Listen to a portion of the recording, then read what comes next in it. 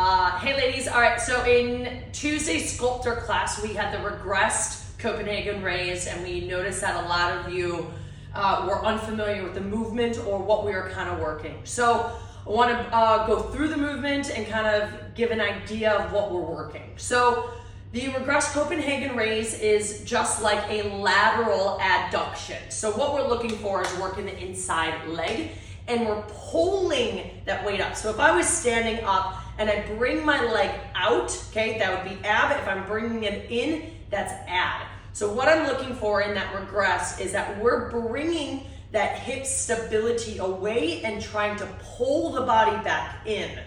So what we're looking for is to try to keep that knee and that hip in one singular line.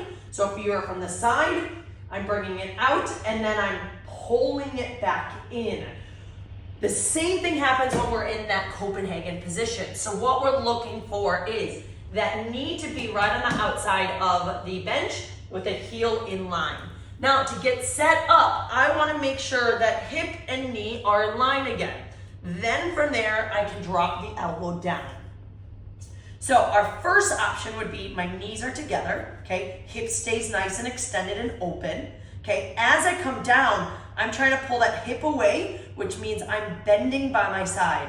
Now, if you notice, it's the same position as I was standing. Now what I'm gonna do is I'm gonna pull that inside thigh to adduct to bring myself back into a singular plane.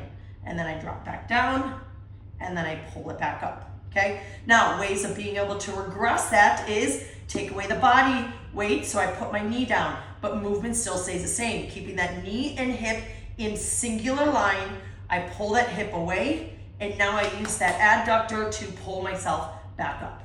Knee stays on, foot stays on, okay? I come down, I come up. Now, I wanna show you a couple movements in which we see coming over, and I want you to pull from the top. Yeah. This is what a lot of the ladies that we saw were doing. As they were in this position, they push the hip back. So now you see this bend in the hip. I'm no longer actually pressing into that adductor to pull myself up because I'm pushing the hip back and down to bring myself back up. Even if my leg was out, I'm doing this.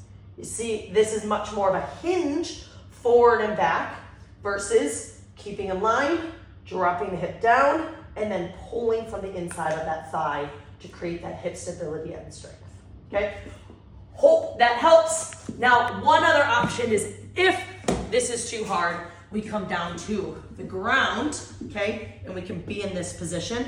We drop down and we pull up. But again, okay, or we can be here, we drop, that one would actually be, we would say here, drop down and pull up, okay? But if we don't have that strength to be able to stay into that position, come down to the ground, we can also learn how to hold the position, but hopefully that helps when it comes to the Copenhagen next time we have them in a sculptor class.